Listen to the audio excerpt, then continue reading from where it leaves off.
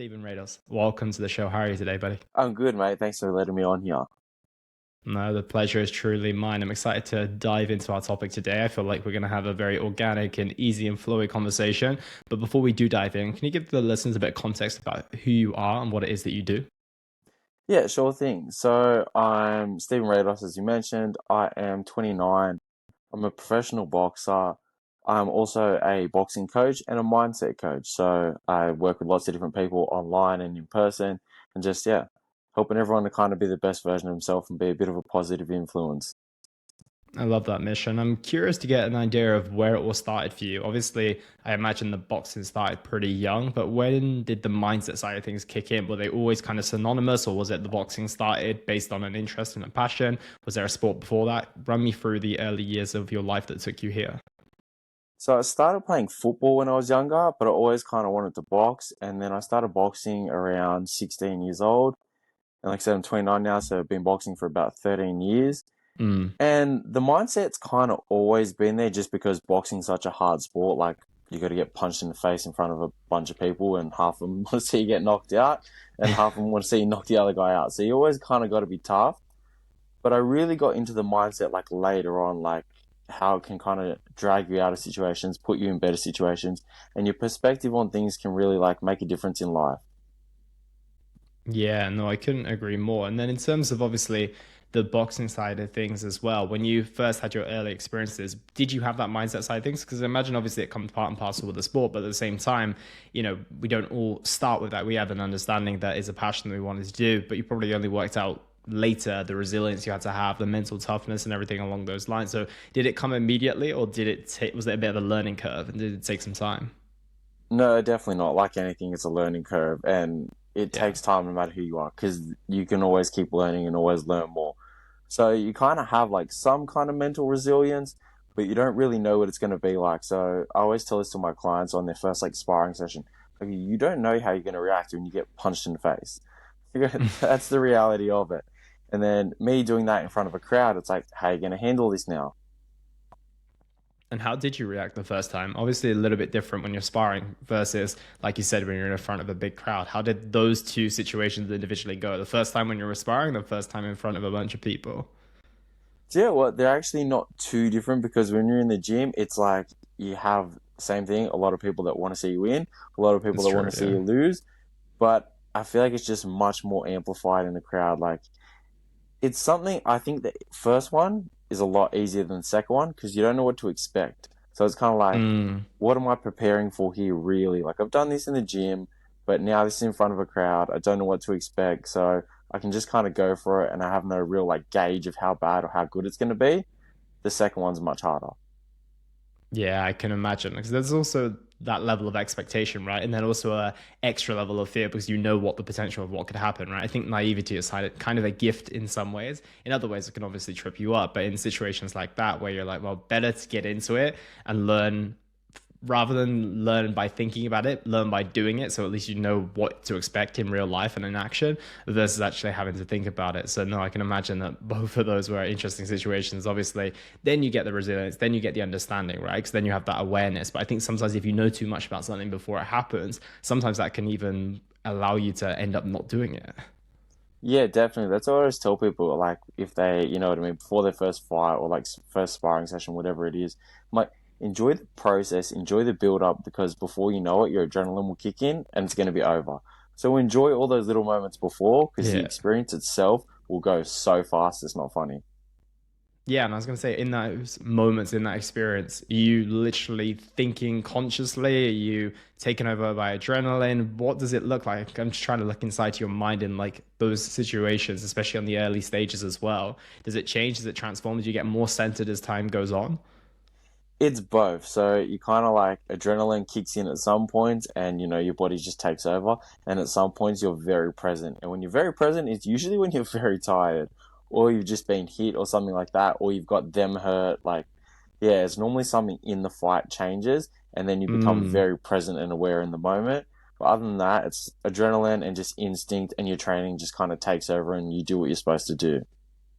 Yeah, I can imagine. What are your ambitions with the sport? Are you still pursuing things in a professional manner in terms of trying to climb that ladder? Or is it something where your passion is more about helping people get to that stage or helping people improve their mindset as well? So originally, I really wanted to box, and that's all I wanted to do. And then I got asked to coach people by a bunch of people because I was always in the gym, and I was like, I don't know, like this isn't really something I want to do. I really wanted to just Mm. fight. And then I started actually coaching people because I was like, you know what, I'm in the gym anyway, and I like training, so I can help other people like it too. And then now I think I've really just made the shift into helping people be better. And like I said, I really wanted to fight more, but now I want to help people more. Damn, yeah. It's a nice transition. And I think it happens to a lot of us as well. It usually starts from a passion that we have, and then eventually transitions into something where you almost see the gift that you have, and you're like, well, if I can allow other people to have a little bit of this and you can spread it far and wide, then it becomes a big passion of yours. So, in terms of the difference between obviously professionally pursuing the sport and teaching health, fitness, mindset, and also boxing as well, what have been the big differences for you in terms of that career path? It's not much to be honest because like I still have to train every day because there's no way that I'm gonna tell somebody, hey, yeah, go do this, and I'm not currently doing it. Even though I've done it before, I'd be such a hypocrite. Like I can't be like fat or lazy and be like, oh, nah, go fucking do this just because I used to do it. If I'm not still currently doing something like that, I can't ask the same of you. I just feel hypocritical. Yeah, I think that reputation piece, and I think the clients feel it as well, right? They really do when you're talking the talk or if you're not talking the talk. I think it's very, very visible to see. And obviously, with a lot happening online right now, I think that that space got a little bit blurry, especially towards the back end of the pandemic. Some people starting out being fitness coaches maybe haven't really been that much in a gym before. And I think that area got a little bit blurry, but now it's kind of come full circle again, especially with you guys who were doing things in person. It was the same for me. Like I worked as a trainer on the gym floor until 2019. Yeah, about 2019 it was.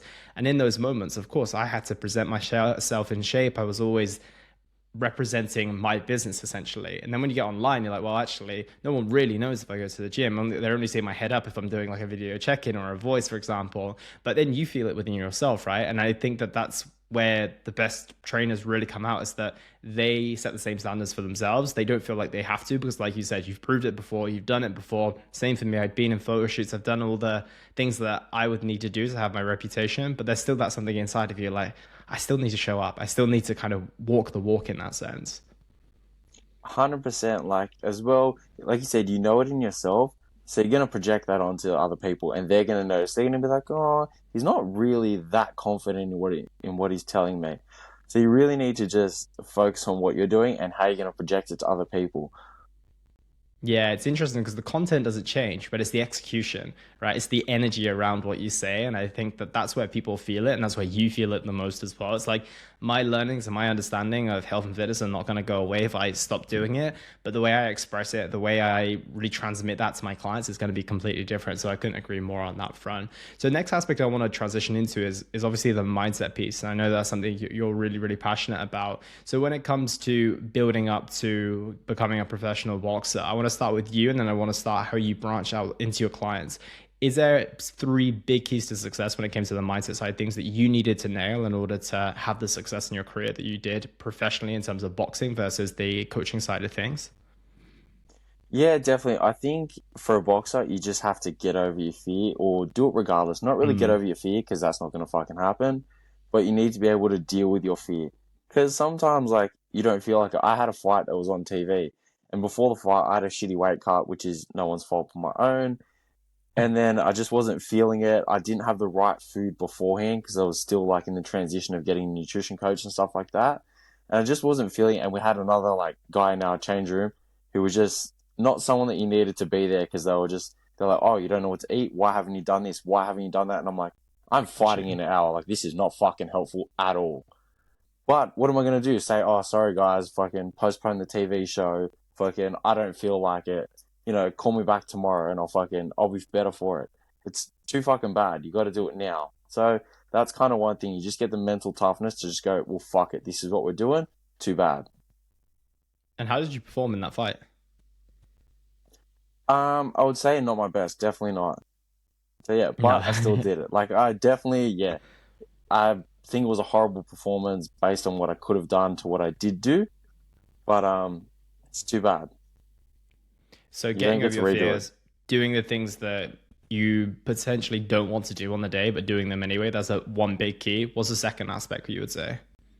The second aspect, I would just say, honestly, you really need mental toughness, mental resilience, and then just a will to win. So even though I didn't feel like it, I still wanted to win. So either way, I'm going out there. You have to have like a competitive edge. You got to be competitive in like anything in life. Do you find that transitions over into other aspects of your life as well? I find that when someone has that edge in them in a competitive way, either they do it in every single thing they do, or as soon as that thing goes away, and obviously got this good feeling about you that it kind of translates into other areas because you're doing the coaching side of things as well. But either they retire from the sport and then all of a sudden all the discipline goes because that was the linchpin that held everything together, or they're like that in every single area of life. I assume that it's the latter for you. 100% you're not fucking wrong. I got so many people that like, they'll be disciplined in one area and not another. And I'm like, I don't get it. And then you find out, like you said, there's like some sort of pin, there's something holding them disciplined to there. And then once that goes, everything else just goes. So if you're disciplined in one area of your life that you're actually like genuinely passionate about, it's not by obligation, it's going to bleed into other areas. It's like a character trait. Yeah, and I think it's powerful when people latch onto that because a lot of people think that they're not disciplined or they're not consistent. But I was speaking to someone recently on a podcast as well. It's like you're disciplined and you're consistent in something. You've just got to find out exactly what that is and recognize that it's a transferable skill. And in some people, it might not necessarily be the character trait of, okay, I can wake up every morning, but maybe I don't have the discipline with the food. It's not that they don't have the character trait of discipline. It's just they haven't worked out how to apply it to that certain area. That's at least what I think anyway. It's like if you've got that in you in one area, you can transfer it into the other. So I think that it's a big, powerful takeaway. It's just like find that area in your life that you have it, or at least the moment in your life you had it as well. Like, okay, well, when I was professionally boxing, for example, or when I was in this sport, what were the things that I did? Okay, I had a huge level of accountability because I didn't want to get hit in the face. I wanted to show up and not be looked at as pathetic in my gym, for example. It's like, okay, well, maybe you don't need to necessarily go back to that environment, but maybe you need a huge level of accountability. And that's what kickstarts the discipline. And then after that, it becomes easy. So that the answer to that might be getting a coach that maybe is online or maybe you see in person so that they can really, really literally hold you accountable by seeing you on a regular basis. I think that that's probably a big takeaway too, is the sense of saying, okay, well, what worked last time and what was the thing for me that made it work? Of course, once you're in the groove of everything, it becomes much easier. You know what to eat, you know how to train, you know what to do on a day-to-day basis. But what is the thing that, maybe it's not the boxing that's holding it together, but it's that heavy level of accountability. And I think, what's your thoughts on this? Because a lot of people say, you need to be self-accountable, but others are saying, well, actually, better to have a coach. The best in the world have a coach. Where do you stand on those two things? I have my thoughts, but I want to go through yours first in terms of having self-accountability or external accountability. You know, you're right. It's actually discipline is 100% a skill and it is transferable. Self accountability, you need to be self aware, I think, more than self accountable. Because once you're self aware, Interesting. you go, all right, cool, I'm aware enough that I know now. So once you know better, you need to do better. So if I know better, like, okay, I won't do this by myself, I need a fucking coach. That's the thing. That's when you need like self accountability to go, okay, cool, I'm going to go get a coach now. Because it's not enough to be self aware without action. You actually need to have action, you know what I mean, to start getting results. Otherwise, you're just aware and go, cool, I need a coach, but so fucking what? I won't do it. You need to actually take Yeah. action, and then you'll start to get results and stuff like that. And that self awareness piece without action is probably one of the worst positions you can be in as well, because that's when people give themselves such a hard time. It's with those people who tell you, I know what to do, but I just can't do it. And it's like, that's worse than not knowing what to do and not doing Oh, it. I prefer to be 100%. oblivious than aware, right? Because when you have that awareness, you almost need to travel down that path in order to feel better. Otherwise, you're feeling even worse on a day to day basis. You're not fucking wrong. Ignorance is bliss. Once you don't know, it's cool. Like, you're an idiot, and it's nobody else's problem. You're just like, sorry, it's everybody else's problem and not fucking yours. But once you're aware, you're like, okay, now this is my problem and I need to deal with this. And if you don't, then it's like, what's stopping you? Because you're aware and you're able to make choices. You can do that. So then, like I said, it's accountable. Like, figure it out and then accountable to take the actions. That's it. And I think that I was going to mention that in regards to self accountability and external accountability, I think that I need to do it myself, or I need to learn how to do this myself, because if I don't hold myself accountable, like, how am I ever going to do this without a coach or without a trainer or without this goal? I think it's a cop out, to be completely honest. I think it's something that people like to say, but it's like, it really doesn't make sense. What do you think you're going to be better at doing? Do you think you're going to be better at holding on to the goal once you've achieved it? Or do you think you're going to be better holding on to the goal when you're still light years away from it? The obvious answer is actually getting there first. And if you want a short, yeah, if you want a shortcut to your success, and it doesn't mean you took the easy path, but you've got someone literally laying out the roadmap for you, you still got to do the work. All you're doing is fast tracking your success. No one's doing it for you. And then once you get there, you're like, perfect, I've got in shape, I've built all these habits because of, again, no one's done it for me. I still, as you did, you still had to show up for your training sessions. You still had to step into the ring. You had to take the punches. Your coach wasn't taking those punches, right? Same with the nutrition and fitness side of things. No one ate those meals for you. No one trained for you. You did that. So now it's a sense of saying, okay, perfect, I've established these. Now I could probably hold on to these versus being at like square one, having never trained before, not eaten, not had the discipline to hold on to it. It's like, well, how are you, like, literally you've got this massive learning curve in front of you, and you want to apply holding on to your accountability on top of that, versus being in the position that you actually want to be, developing all these habits, getting all the insights from your coach, and then holding on to it. For me, it's kind of a no-brainer, which is going to be easier in terms of holding on to long term. Yeah, you don't need a coach forever, but to get you to the place that you want to be and fast track your success, you can actually hold on to the position you want to be, makes far more sense to me. Oh, 100%. You're not fucking wrong at all. I honestly think it's a cop out, like you said.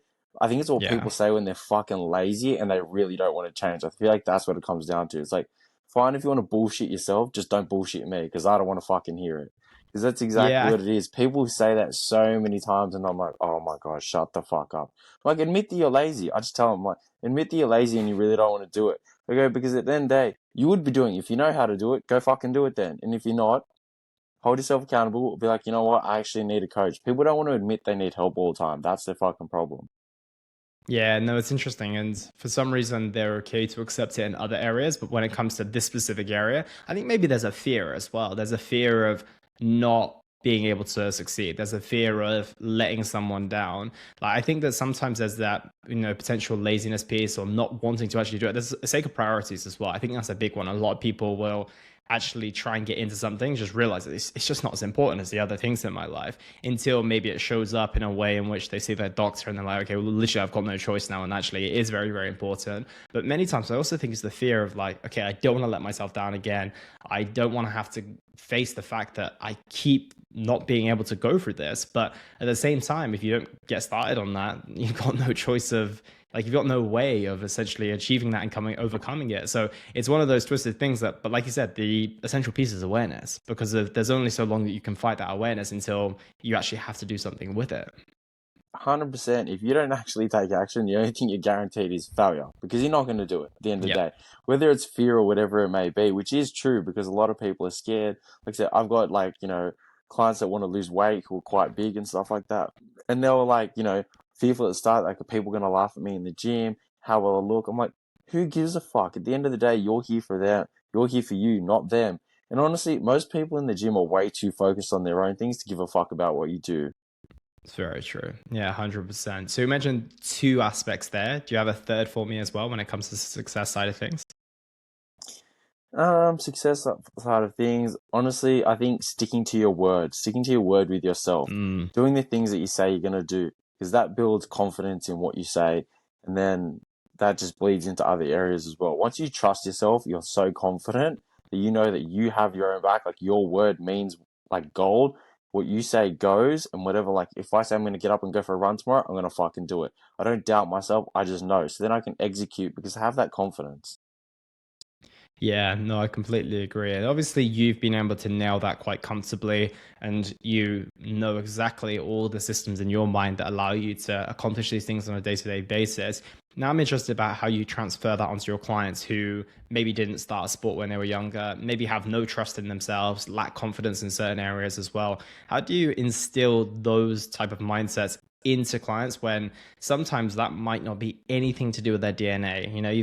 You've met the person before, right? Who potentially is very, very focused in one area, but literally couldn't care less about their health and fitness, or wants something, but is, like you said, bogged down by fear, bogged down by doubt, bogged down by a little bit of lack of action taking as well. So talk to me about how you instill those into a client that potentially doesn't look like they're the type of candidate for that whatsoever. So I'm sure you meet them all the time.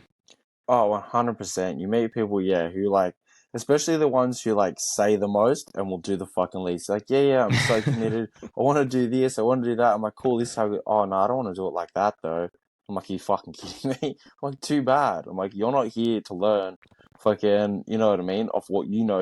You're here to learn off me. Let me teach you. When I come to you for coaching, we'll discuss how you would do it, and Mm, also listen to me. And then I just give them little skills that they can build on, start them off with like little things. So I build their confidence slowly. But also, there's some people who just don't want to do it. And then you have to find like little triggers. Something's going to get, like something got you here, right? So let me build yeah. on that. Why? Why'd you come here? There's a reason, whatever it may be. And then honestly, that might change over time. So like your health might be the first reason, like you said before. Doctor might have told you, hey, you need to start training. But 6 weeks into it, your blood sugar might have dropped, whatever. Sorry, your cholesterol Mm. might have got better, anything. And you're like, well, I don't need to fucking come here anymore. I was like, all right, well, now let's figure out a reason why you need to keep coming. Like your health's no longer fucking in jeopardy or whatever. That's out the door. It's like, all right, do you feel better when you come here? Yes. Do you not like coming here sometimes? No, I don't like it, but I always feel good afterward. All right, well, next time you don't want to come, let's remember how you felt afterwards, that really good feeling, and how you projected yourself after and how good you felt. Let's aim for that. That's now your new thing that you like get yourself into the gym for, that feeling afterwards. Because I know I'm a better person then. I can go home to my children, family, whoever, I can be happy. I can work stronger, longer in my business because I just feel like an elevated version of myself. And how do you get people to realize that before they get so demotivated by the initial reason that they came in? I'm glad you touched on that as well, because if that does happen with a lot of people, what triggered them in the first place is not usually what keeps them in, because a lot of people come in because they've, someone took a photo of them and they were like, wow, I didn't realize I looked like that. Or they went to put on a bikini on the beach and they were like, okay, this is just not a good look for me. I can't do this. And then that's the trigger point. They reach out to someone like you or myself, and then they get started and they're incredibly motivated. They lose 4 or 5 kilos, something along those lines. They go back into work and everyone is complimenting them in the office, like, Sandra, you look amazing. But then pretty much what ends up happening is that they get lost in those compliments and lost in the reason why they started in the first place.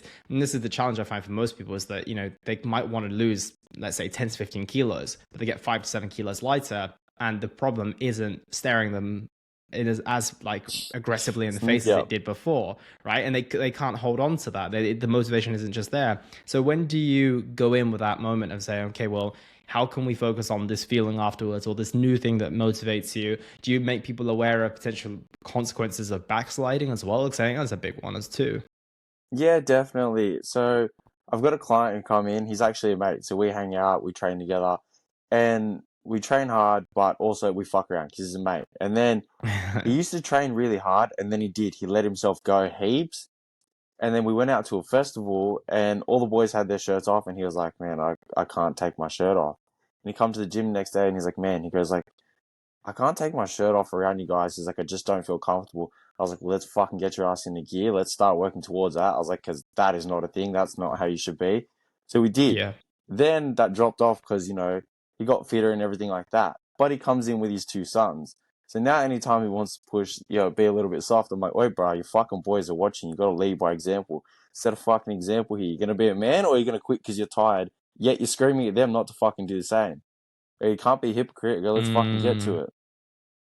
Yeah, I think that's powerful. Having more than one reason, and then also being aware that that reason is going to evolve. I think that's a big thing that people should take away from today. And anyone who speaks to you when they get started, is that the reason that got you started is probably not going to be the reason that keeps you for years. It's probably the same as you and I as well. Like, the reason I got started in the gym, the reason you got started, is not the reason we both go today. Yeah, 100%. I don't give a fuck about the reason I started anymore. It does even like, yeah, does not bother me. It does not cross my mind. I don't even care about that.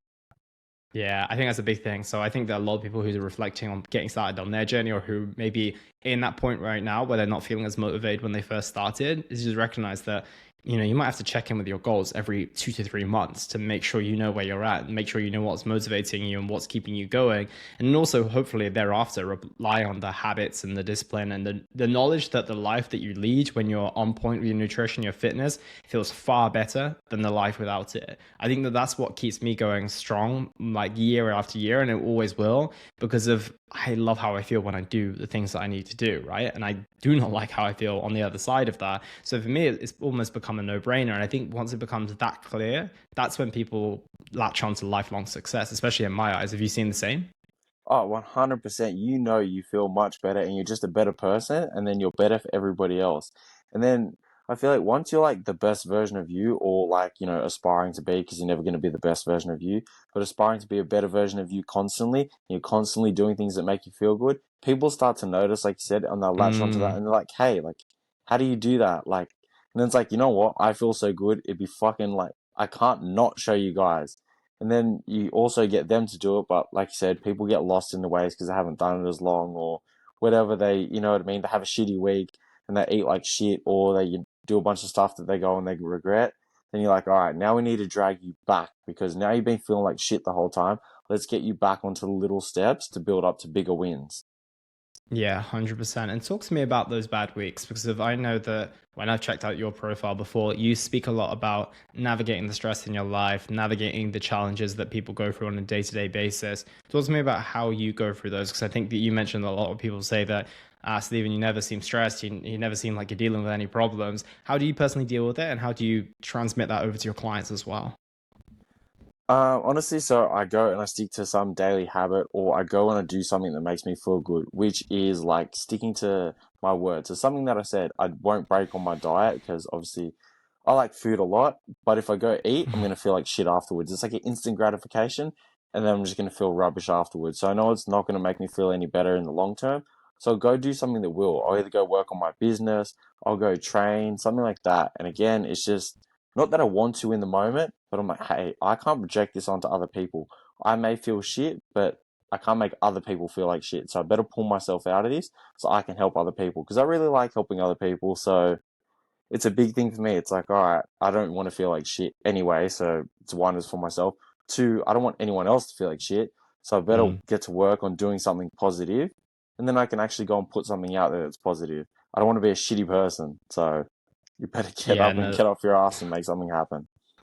that's fair enough. And again, I think this whole conversation is coming back to the self awareness piece, but I want to put ourselves in the shoes of someone who maybe their work is the thing that's stressing them out, right? So they don't have their own business, for example, and they don't actually enjoy working out. Where do you encourage those people to go to if the two things that maybe you and I would lean on, they don't have that avenue for them? Well, there's something that you enjoy, regardless. Like there's something in life that you enjoy. I don't care what it is. There's something, and there's something that's beneficial for you. There is, Mm. and it's either you know what it is or you haven't found it yet. So like, all right, let's try a bunch of things and work on it. But then you also get those people who are like, oh, I don't want to try. It's like, well, do you want to feel like shit? Or, and they're like, no, because that's the reason I'm here. Well, let's fucking get to work then. Too bad. Yeah, that's the thing. And I think it's also about state change. I think a lot of the time that when we're in those moments, a lot of it is because we're in a certain state. Maybe it's low energy, it's a lethargy, it's a frustration or something along those lines. But if you go and work out, for example, and you do a pretty intense workout, there is no choice but to change your state, right? That requires a certain level of energy, a certain level of movement as well that literally allows you to kind of snap out of that as well. And that's why I love the physical aspect because if sometimes people want to think their way out of a problem, and then yeah, maybe reading a book or something along those lines can be okay. But it's also a very easy trigger to go back to what you were thinking about before. Whereas I feel like when you get into your body, especially if it's a problem in the mind, it's literally like obviously you can be distracted by your phone and everything, but if you're really committed and dedicated to the workout, and that's what I'd encourage people to do, is like just go on that run where you're not really plugged in. Like that's what I love about running, to be honest. It's like you can't really be on your phone at the same Oh, time, it's the right? When you're best in the thing. Yeah. gym, yeah, when you're in the gym, you can kind of get away with sending a few emails or kind of consuming whatever you were consuming before. But when you're running or even rowing, when something is out of your hands, you literally can't. That's what I think is one of those big keys. It's just about getting into your body and trying to getting away from the mental thing because of sometimes you can't think your way out of a problem that you thought your way into. Sometimes you have to kind Yeah. of move and get to a different state. So do you feel kind of the same on that front? 100%. You can't fix a problem that you created with the same mindset. You have to go and elevate yourself or Mm, change your mindset or you need to change something, and then you'll go back and you'll fix that problem. Because you have the same outlook and then just try and deal with the problem all the time. It's like, well, nothing's going to change really. You need to change your mental state one way or another, so that way you can go back and be like, all right, cool, I feel good about this. Now let's tackle this with a different headspace. Let's try and work on this from a different angle. So I always tell people, like, you need to find things that get you away from your phone, that honestly make you forget about time just in general, whether that's running, whatever it may be. People always do it with, like, boxing is good because you can't fucking pick up your phone. Especially if you're That's true. sparring, you get punched in the fucking head. So, or if you're boxing, you got gloves on, like, you just can't do it. I used to do it with motorbike riding when I used to go dirt bike riding. Wouldn't check my phone all day. It's something that just makes you forget about time. Or like when you're playing with your mates, you play football, and then you look and you're like, fuck, it's dark. Like, those moments are so good because you're like, fuck, time just flew by. And I just, yeah, I felt so good because you weren't thinking about anything, you're just at peace. Yeah, finding more moments like that, I think is crucial for everyone, to be completely honest, especially when you've got a challenge, but when you're not even facing a challenge. Like those moments shouldn't be lost or shouldn't be reserved for just when we were growing up. They should be something that we factor in on a regular basis. Of course, you got responsibilities, you got things that you need to do, but I think that might be one of the biggest mistakes people make is never making time for something like that and then wondering why they're potentially stressed out and with problems all the time. Yeah, and then you're going to project that onto other people. So it's like you really need to look after yourself to look after other people. It's not selfish. That's the thing. Problem like, oh, I'm going to be selfish if, I go and I switch my phone off or I go do this and I'm not accessible. It's like, no, you're looking after yourself and then you're actually going to be better for everybody else. You need to think about it like Mm, that. Because if you're stressed and everything, you're going to snap at people. You're going to be shitty. You're going to be moody. No one wants to be around you when you're like that. But when you come back and you're feeling good, you're going to pick other people up. They might feel shitty or depressed, and you're like, hang on a minute. I feel good. Let's get you into this elevated state as well. yeah, very, very true. And something that a lot of people love to speak about and love to latch onto are routines, structure, kind of consistent things that they can do on a day-to-day basis, like morning routines, daily routines, habits. Do you have a kind of specific structure in which you follow for your day that allows you to unlock a little bit more of that success? I do, but it's mainly things that I say that I'm going to do. So I don't have a specific wake up time, but I know that, like, something that I always say to myself is I'm going to wake up before I need to be awake. So before I need to leave for work, before I need to do anything like that, I'm going to be awake before I need to be. So that's just, yeah, something that I say Rule that number I one, always yeah. do. So yeah, I stick to my word on that. But anything else I can kind of factor into my day. Like I know that I have to train, but there's no specific time to do it. Like I've trained at like midnight before. I've trained at fucking 4 a.m. It doesn't matter. As long as I do it, I don't care. That's just so like I have a routine, but it's not specifically set out in a routine, if that makes sense. It's not like time structured. So it's like daily habits that I have to do that are like non-negotiable, but it's not set out by time. It's just set out by like my day. It has to be done. Yeah, I like that as well because if it gives a nice insight into people who maybe work like you, they don't necessarily want to follow anything from minute to minute, but maybe it's just about having those list of non-negotiables. So, are there any others that are on your list? Obviously, the training side of things, the work side of things. Is there anything else that you feel like you have to do on a day-to-day basis for it to be ticked off as a successful day? I try and not break character. So like the thing that I say like is Mm. like my true self, what I like, you know what I mean? What I would like to be at like my best version. I always try and stick true to that. So one for me would be not getting fucking like not having road rage. I try and really not let that like be a thing. If I like lose it over something stupid, I'm like, you're an idiot. You fucked up. Like, why'd you do that? And then people are like, oh, it's something stupid. I'm like, yeah, but why would I let somebody whose name I don't even know, who I'm never gonna see, affect my day so much? I'm like, that's something you need to catch yourself on. Like, you don't want to be that shitty person who argues with like retards in traffic. I'm like, it doesn't matter until I actually like until you get out of your car. I don't even care anymore. I'm like, ah, whatever. But if I let myself get up over that, that burns me, and I'm like, fuck you failed that part of the day. I think that's powerful as well because if once you, it's kind of like the nutrition side of things. If you let one small thing in, it's not like that's it, right? What I feel like sometimes those approaches, especially with character, I have the same with snoozing in the morning, right? Like if my alarm goes off and I even entertain the idea of like, okay, well, I might just hit snooze, it becomes a conversation and a negotiation that I shouldn't even be having in the first place, and it increases my chances of 100%. staying there. Even if it flips to like an extra 10 to 20%, I might stand there. It's just not worth it, right? And then Yeah, it that's lets it. back in. yeah, it lets back in the idea that that might happen again. So for me, it's like, okay, we're not even having this conversation. Like my immediate response has to be, as soon as that alarm goes off, boom, you're I'm up, your fucking eyes are up. open, Yep, and you're that's getting it. on. I Yeah, do I the couldn't agree same like more. with my time as well. Like if I get up, I'm like, all right, you know what? If I say I'm gonna get up tomorrow and I'm gonna read, and then I'm like, oh, like a client cancels even sometimes my first client will cancel. I'm like, oh, you know Mm. what? I don't actually need to be up now. Like I've got a few more hours up my sleep. And then if I go back to sleep, I'm like, you fucking idiot. I'm like, why would you do that? I'm like, you were up anyway. I'm like, did you really need that sleep? No, you did not. I'm like, do you feel worse about it now? Yes. So tomorrow we're gonna make sure we get up regardless, and we're gonna fucking read. Doesn't matter if we have time to do it later in the day. We said we're doing this, we're fucking doing it.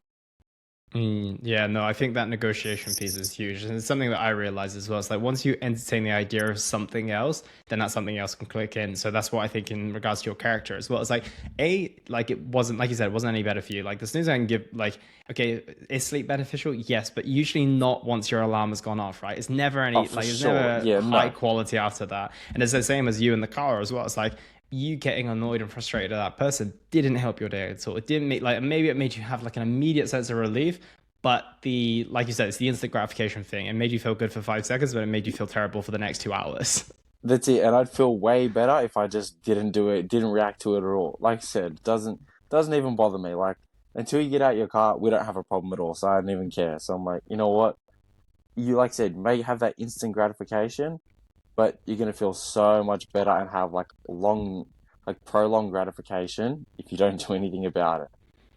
And that's the thing, and that's what I also find as well, is that that's a big hack, is that once you recognize that long-term gratification is actually instant gratification, then you win on so many levels. With instant gratification, you only win immediately, and it's so short-lived that usually it's not even worth it. But when you win on a long-term basis, the win is you also celebrating the fact that I didn't step out of my car, or I opened my eyes and got out of my bed as soon as snooze went off. That's the win. That becomes the instant gratification. Then the long term gratification is you staying in character, me being up at the hour I should be, right? So I think that A if hundred people can switch that percent. around, right, it's like you actually get the best of both worlds. It's just not exactly the way that you thought it would be. You know, the sleep looks like it, the getting annoyed in traffic looks like it, but it's not really. It's the fact that you overcome something that was almost automatic. 100%. I was actually thinking about this the other week because I went and I brought some chocolates or whatever because we got Easter chocolates in our shops now, and I was like, you know what, I'm gonna get Mhm. some. So I got some chocolates and I was eating it. I'm like, oh, this is really good. You finished the chocolate, and I'm like, I don't feel good anymore. And they're just like tiny little Easter eggs. So then you have another one. And I'm like, then I thought about this. I'm like, it took me like three little Easter eggs, and I'm like, hang on a minute. I'm like, I'm only feeling good when this is actually fucking. I'm actually eating this. I'm like, other than that. I know that I'm regretting it because I'm like, hang on a minute, I'm gonna fucking feel like shit tomorrow because I broke my diet. Then I have to train harder because, like, okay, technically I didn't put on any weight, but this could build. I Yeah. could now be like, oh, you know what? I want to do that again, and then just instant pleasure chase, and it's not gonna be good for me. Because then what? Am I gonna instant pleasure chase all the time and want more food, more food, more food? It's not gonna Yeah, go no, anywhere good. that's the thing. Like I said, it becomes that negotiation again, right? It's like, well, I let this in, so maybe there's the opportunity. I think there's certain things in life where maybe a little bit easier to navigate, but when you know yourself, like for example, in the car, you know you can't let that conversation happen. Maybe with the nutrition, you know, okay, well, I let this happen, but it's not going to take me long to get back on track. I would say the same for me as well. It's Yeah, like it doesn't take me long to get back on track. But if I start that sleep thing, it's like, okay, potentially this is gonna be the next couple of weeks or months until I get myself sorted out again. So I think it's about knowing yourself as well. And you know, if that's a particular vice that was hard enough to kind of get yourself into a position of in the first place, it's like maybe it's just not a good idea to let that back in. And I think that that's when people are like, I want to live my life with balance. I'm like, that's beautiful. But reestablish what balance means. Balance doesn't mean like being 50-50 all the time. It means sometimes yeah, being 90% in one thing and then, in another, you can be a lot more flexible. But I think it's more about looking at the grand scheme of things and looking at it as more of a balancing act than things need to be on a level, stable keel every hundred single percent. time. Not everything needs to be balanced, and you're not going to make everything balanced anyway. Because there's just No. not enough time in the day. Like there is, but then you're going to lose out on sleep. So there goes your balance on sleep. There's enough time in the day to do everything, but you're going to compromise something somewhere. So you need to prioritize things. Yeah, no, I couldn't agree more, mate. And with that being said, coming up to kind of final stages of the conversation, I want to go through some things that maybe are missed out on that we haven't spoken about today. Some areas that you think that people are tripping up on time and time again that maybe we've not touched on today that you feel really passionate about talking. I think I've heard this a lot, and it's the excuse that people give themselves. Like we were talking about it before, but it's I'm scared of doing it or this or that. Like the excuse that people give themselves, I would say is one big thing that limits everyone. The bullshit excuse as well, because it's exactly that. Like you just if you're aware enough to like come have a conversation with someone like me or you and be like, hey, look, like, this is my issue, then you just have to do better. You have to take action, Mm. whatever that may be. But like I said, it could be food, it could be drugs, it could be alcohol, whatever the fuck it may be. If you're like able enough to reach out to somebody, you now have to take action. It's your duty to yourself. Like that little voice inside your head, your conscience, will tell you, hey, you need to fix this. Once you hear it, you need to fucking work on it. So just take action straight away. It has to be instant on whatever it may be. Like I said, getting out of bed, instead of having that conversation about your alarm, bang, get the fuck up. I don't have time for this. Mm. Me, just drive off. Or you know what? Put the chocolate down. You don't have to finish the packet, just fucking throw the rest out. Or you know what? You don't even throw the rest out, someone else will eat it. Like, you don't have to do it. It doesn't have to be you. Yeah, and I'm interested with that piece as well. I've always find that sometimes we have to go too far down the path in order to be able to step out of something. And that's something that I'm always like kind of frustrated with, not necessarily myself, but with humanity as a whole, in the sense that if we Oh, were able to 100%. establish our problems much sooner, we wouldn't have to wait until we're 30 kilos overweight, or our doctor tells we're on a borderline of diabetes, or you just hit someone in the face out of the back of getting out your car because you got angry about it, right? Like, I don't understand why we all have to get to the moment of kind of the quote unquote rock bottom before we turn something around. So do you have any advice for people who can build that awareness, get to that point sooner before it really becomes a problem? Because it's much easier to lose 10 kilos than it is to lose 30. Of course, your motivation might be higher at 30 and there's different things here, but on paper, it's much easier to navigate a challenge that's not enormous. And I feel like we all wait until it gets super, super enormous and before we do anything about it. You're so right. People are like, yeah, they're like, oh, well, fuck, I can always start next year. I'm like, yeah, or next week, or I'll start on Monday. I'm like, you know what? If you're not willing to start today, you're not going to make any fucking changes. So honestly, I would think taking instant action. It doesn't even have to be massive action. Like I said, start with a little win. Just don't have like, you know what? Instead of finishing the whole packet of chocolate, just don't have one. That's a little win. Just stack something little. Instead of like, you know what I mean, arguing about your alarm, set it 5 minutes later. So technically you had that 5 minutes sleep. Just a little trick. Something that's going to trigger you and be like, you know what? I had that 5 minutes worth of sleep. But also, it's not really going to matter if I have 5 more minutes now, but I'm going to feel like shit. So just try and always think of how you're going to feel. And then the person that you want to be, you're like, all right, do I want to be this person? I tell actually one of my clients, he's really big. He's fat. He's definitely fat. He's definitely overweight, like very fat. I don't care. I tell him this and we have that relationship and it's fine. So he was training the other day and he wanted to stop. And he's like, oh, I'm tired. I'm like, I don't give a fuck. It's good. We have this relationship. I'm like, I don't give a fuck. Keep going. Too bad. You're not stopping. And we're having this conversation as he's like punching. And then he's like, no, no, no, I want to stop. And I looked at him dead in the face as we're like punching because I won't let him stop. I go, tell me something. I go, do you think that every guy in the world should have your body? I go, should we all look like you? And he's like, oh, no. I go, if you have kids, do you want them to look like you? Do you think your kids should be fat? Do you think they should have your body? And he's like, no. I'm like, cool. I go, are you really that fucking tired or are you just complaining? He's like, well, my shoulders hurt. I go, so fucking what? I go, tell everyone. I go, do you have the confidence to tell everyone that excuse? He's like, no. I go, then shut the fuck up and just keep doing what you're doing because you're bettering yourself.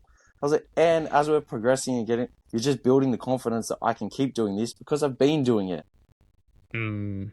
Yeah, it's powerful. And I'm interested, does your philosophy kind of run true in the gym as well? Because I feel like this is a philosophy where, a lot of people might hear this now, and maybe 10 years ago, they would have been like, this is the normal, right? Your trainer shouts at you, the trainer gives you the truth in the most direct way that you could possibly take it. But I find that a lot of people these days are a little bit scared of taking that truth. Maybe there's a lot more of a softer approach. Are you the only one in your gym like this, or is this kind of a Oh, culture you're of the so gym that you're in? fucking, you're so right.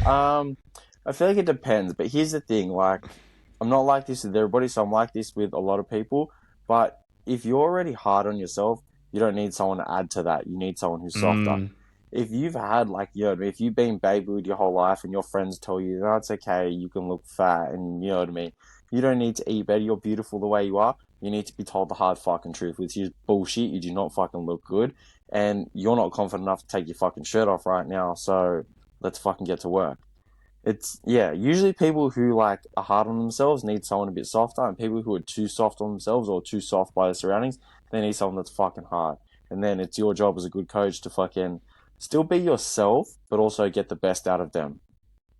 Yeah, I like that a lot. It's that pendulum shift, right? It's like if you've never had it before, like maybe just someone giving you a little bit of a hard time, but not delivering the truth in the harsh way might not be Yeah, enough, right? Like if you've lacked that your entire life, you'd be like, whatever, But when someone literally goes from 0 to 100 and is literally saying the things that you really deep down know and delivering it in the format that you need to hear, then I think that's powerful. And the other side of things too, it's nice that you have that diversity that you're able to say, okay, well, actually, this person's given themselves a hard enough time. They're already like in their head about this, 10 times per day. I don't really need to be shouting at them right now. I actually maybe need to do the opposite and just give them the support that they've never been given or they're never giving themselves. yeah, that's it. And that's usually what it is. They normally have like a negative self-talk and they're like, oh, fuck, I really need to do something about it. Like, I'm fucking lazy, I'm fat, I'm overweight. Or, you know what, I take drugs all the time, I do this, I do that. Whatever the fuck their vice may be, like you said, or I lose my temper all the fucking time. I'm such an idiot. It's like, hang on a minute, settle down. Let's take this back and let's look at it from a different perspective. Let's not be so negative on ourselves. How can we deal with this in a positive way now? It's like, all right, why are you angry? Because I'm really protective. It's like, okay, cool. That's a good thing. That's a good trait to have. But let's Mm. not let it like blow out in this way. Or, you know what I mean? Whatever it may be. Yeah, I think that's powerful, and I think it's about determining the right approach. And I think that I'm glad that we touched on that point because of everyone might think that okay, well, if I sign up to Steve and I'm already giving myself a hard time, he's just going to shout at me even more than I shout at myself. So I like that fact that, like you said, you're able to balance the coin and just be like, well, actually, what does this person need right now? And I think that Yeah, as you've maybe alluded to, a lot more people need that harsh talk than they're really getting. And I think we're kind of transitioning into a bit of an era where it is a little bit softer and it is a little bit like less about telling the truth in worries that you're going to offend someone or be sued or cancelled whatever it might be. yeah, But the reality is that it's still needed. Like the world hasn't changed so much in the last 3 years that people don't still need to be told the truth in a direct way. And for I think sure. that it's a lot about people opening themselves up to that and saying, well, actually, well, why am I offended about this? Well, the reason I'm offended about this is because it's actually true. And the only way in which I can bite back and without handling the problem is to obviously, slate the person who's actually doing it to me versus actually dealing with the problem. For sure, you're not wrong at all. And the thing is, either way, like if you tell the truth, like I always tell this people, I go, the truth is going to be the truth. Doesn't matter who believes it, who doesn't, and a lie is still going to be a lie. But if you tell the truth to someone, they're going to remember you, whether they're friends or them, and they're like, oh no, fuck that person, they don't know anything. You're going to go home at the end of the day, and you're going to be like, fuck, Mm. they were right, and you're going to remember that person, and either you're going to make a change of that, or it's going to stick with you either way. So you'll make a change, or like years later, you'll be like, fuck, you know what? That person was right, and that like they'll remember me, they'll remember you because they'll be like, you know what, that person told me the fucking truth. It doesn't always need to be harsh. You don't need to be so blunt about it, but you can deliver the truth in a nice way as well. Be like, look, man, you're not looking your best, or I know you're not feeling your best. You're being a shitty person because of this.